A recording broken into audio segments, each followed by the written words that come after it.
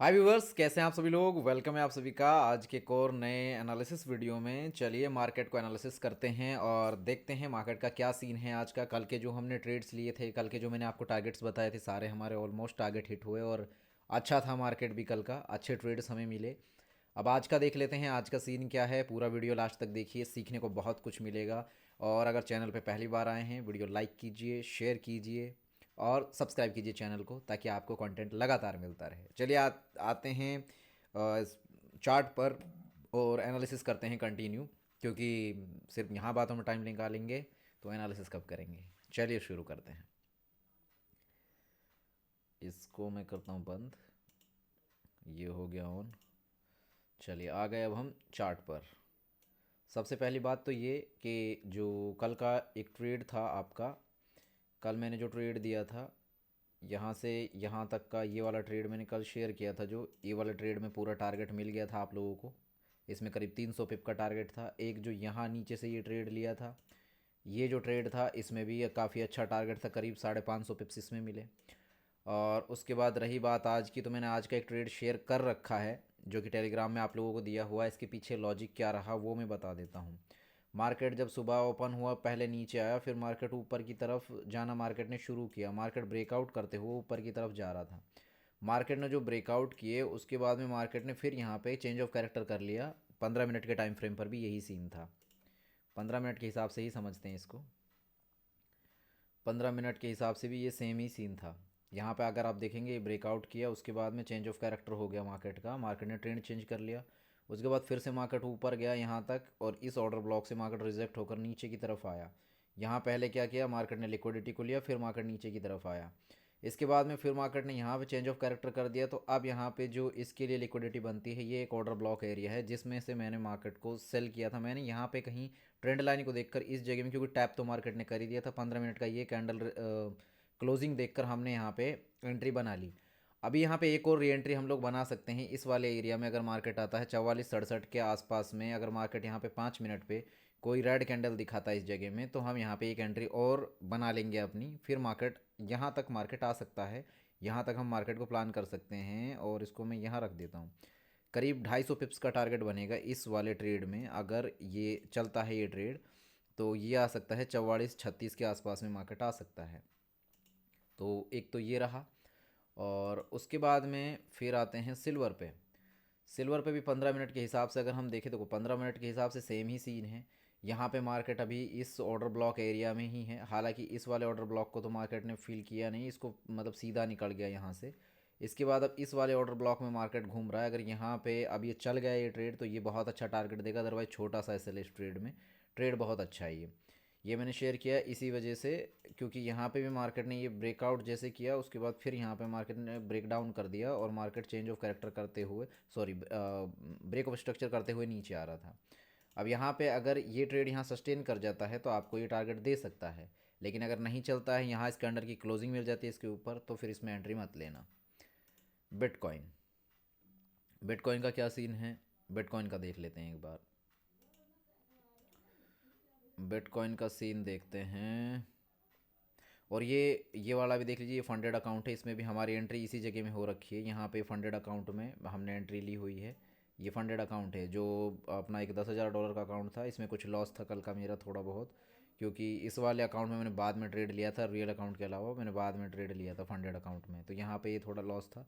अब यहाँ पे अगर ये क्लोजिंग देता है, जैसे अब ये इस जिस जगह में मार्केट है, यहाँ क्लोजिंग देता है या 5 मिनट का कोई रेड कैंडल क्लोज होता है, तो मैं यहाँ पे एंट्री बनाने के बारे में सोचूंगा। इसमें एक और री एंट्री करने के बारे में सोचूंगा यहाँ पे। जो जैसा कि मैंने आप लोगों को प्लानिंग बताई, सेम चीज़ वही मैं बोल रहा हूँ कि मैं भी यहाँ पे प्लानिंग करूँगा, इसमें एंट्री के बारे में सोचूंगा मैं। लेकिन नहीं चलता है तो कोई बात नहीं। इसके बाद में यहाँ अगर बात करें US30 की, US30 का क्या सीन है। US30 में भी अगर आप देखोगे, कल का ट्रेड का टारगेट हुआ, ऑल टाइम हाई लगाया। कल का ऑल टाइम हाई है 49,203 का। मार्केट ने यहाँ पे अभी ये जो एक रेंज बनाई हुई है, मार्केट ने इसको थोड़ा सा तोड़ा है। हो सकता है मैनिपुलेशन हो और उसके बाद नीचे आ जाए।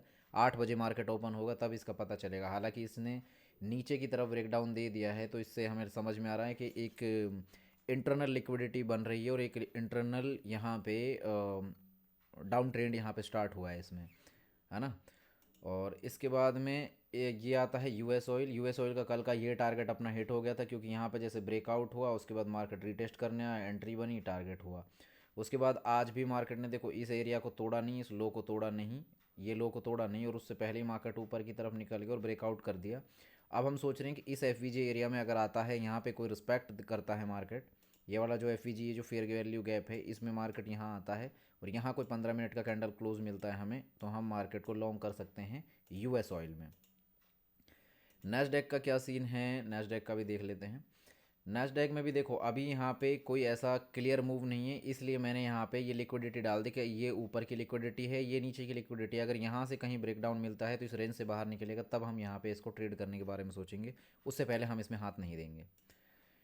इथेरियम में भी मैंने यही किया। इथेरियम में कल का ट्रेड का टारगेट हुआ अपना, मैंने जब आपको ट्रेड शेयर किया था, जिन लोगों ने भी ट्रेड उठाया होगा उन लोगों का टारगेट मिला होगा, क्योंकि मार्केट डबल बॉटम बना के मार्केट ऊपर गया था, तो अच्छा टारगेट मिला मार्केट में।